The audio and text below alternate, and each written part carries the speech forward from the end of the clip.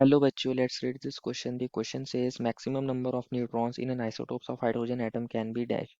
बच्चों इस क्वेश्चन में हमसे पूछा है कि मैक्सिमम कितने न्यूट्रॉन होते हैं हमारे पास किसी आइसोटोप ऑफ हाइड्रोजन एटम के अंदर।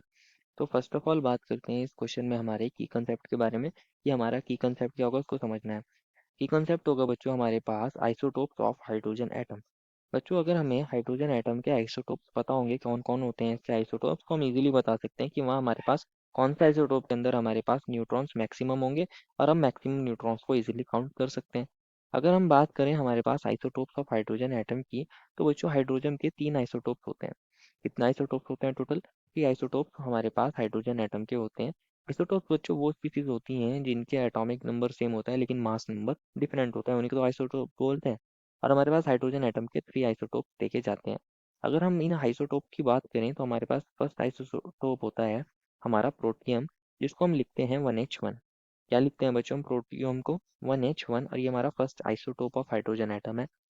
सेकंड हाइड्रोजन एटम का आइसोटोप होता है बच्चों हमारे पास ड्यूटीरियम, और इसको लिखते हैं हम 1H2। क्या लिखते हैं बच्चों ड्यूटीरियम को? 1H2। एंड थर्ड आइसोटोप होता है हमारे पास हाइड्रोजन एटम का ट्रिटियम, और इसको हम लिखते हैं 1H3। क्या लिखते हैं बच्चों इसको हम? 1H3। और ये हमारे ना पास कौन होता है? ट्रिटियम। तो ट्रिटियम को जनरली हम टी से भी डिनोट करते हैं कैपिटल, और ड्यूटीरियम को हम कैपिटल डी से, और प्रोटियम को हम एच से ही डिनोट कर देते हैं। तो तीन हमारे ये आइसोटोप्स होते हैं बच्चों हाइड्रोजन एटम के।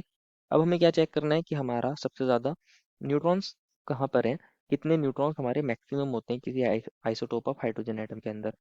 तो बच्चों अगर आप देखोगे, अगर हम बात करें हमारे आइसोटोप्स के अंदर हमारे न्यूट्रॉन्स की, तो वन बाय वन तीनों को देखते हैं। फर्स्ट ले लेते हैं प्रोटियम, जो हमारा कौन था बच्चों? 1H1। बच्चों 1H1 के अंदर जो नीचे वाला वन है ये हमारे एटॉमिक नंबर को डिनोट करता है, ऊपर वाला वन मास नंबर को डिनोट करता है। Atomic number one that is protons हमारे पास कितने होंगे? वन। हम प्रोटॉन्स को पी से डिनोट कर रहे हैं।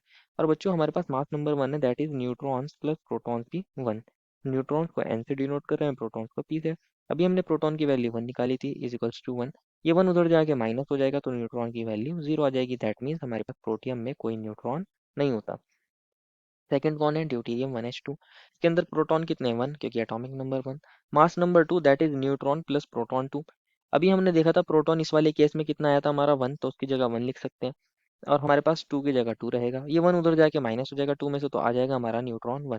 दैट मीन्स हमारे पास ड्यूटीरियम में एक न्यूट्रॉन होता है और प्रोटियम में जीरो था। अब ट्रीटियम की भी बात कर लेते हैं। ट्रीटियम का फॉर्मूला क्या होता है? 1H3। अगर हम इसकी बात करें बच्चों, हमारे पास प्रोटॉन वन है और न्यूट्रॉन प्लस प्रोटॉन थ्री है। न्यूट्रॉन की जगह न्यूट्रॉन, प्रोटॉन की जगह वन इक्वल्स टू थ्री। तो हमारे पास कितनी आ जाएगी वैल्यू बच्चों? ये वाली टू आ जाएगी न्यूट्रॉन्स की वैल्यू। और हमें यही बतानी थी। अगर आप देखोगे बच्चों, ट्रीटियम ऐसा एटम है हमारे पास, ऐसा आइसोटोप है हमारा हाइड्रोजन एटम का जिसके अंदर मैक्सिमम न्यूट्रॉन्स निकल के आए हैं टू।